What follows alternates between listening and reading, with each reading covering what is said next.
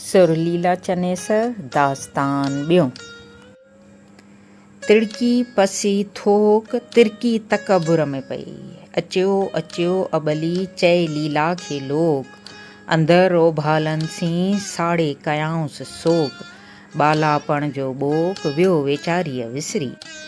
जेकस कम संदा जूठा ॾिठा जेॾीअं खिलनि सभु मथाम साहेड़ियूं ऐं सरतियूं।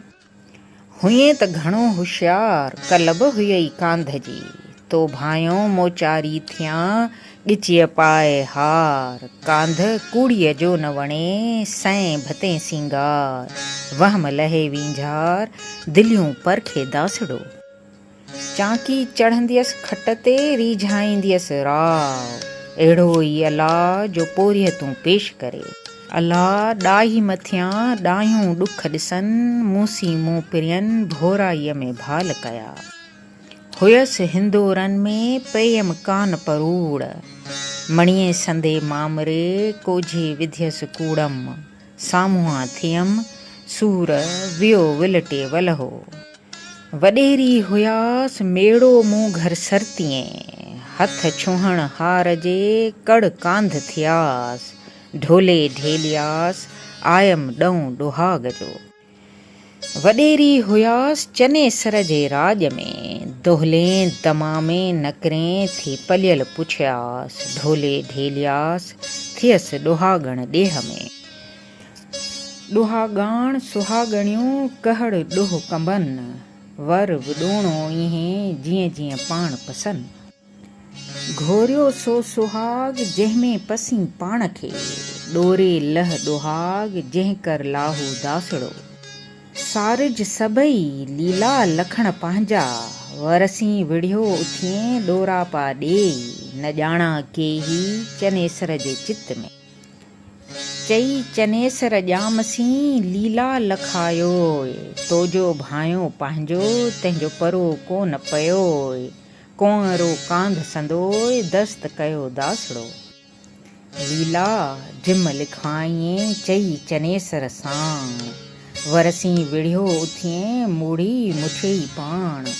भोरी केई भाण इहो ॾऊं डुहाग जो।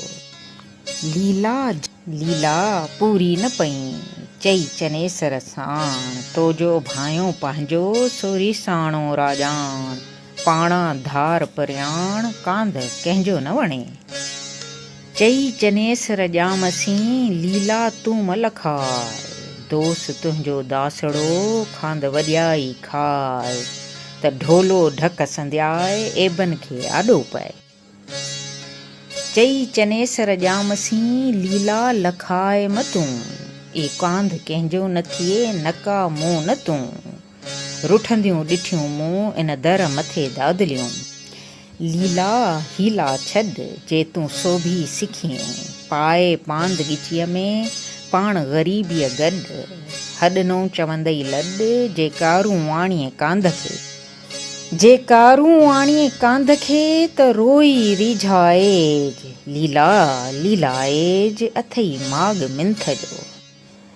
जे लीलाए न लही त पिण लीलाएज। आसर मलाहेज सॼण बाझींदड़ घणो। वाई मूं ते वहर वरी वारो ॾींदमि विलहो।